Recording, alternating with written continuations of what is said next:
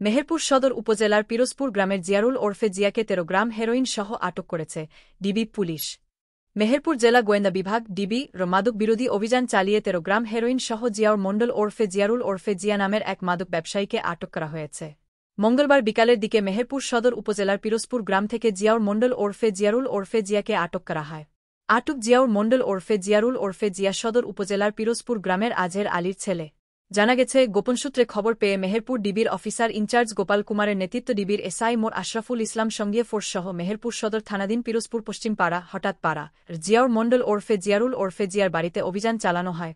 এসম বাড়ির দক্ষিণ পাশের টিনশেড ঘরের মধ্যে থেকে ১৩ গ্রাম হেরোইন উদ্ধার করা হয়।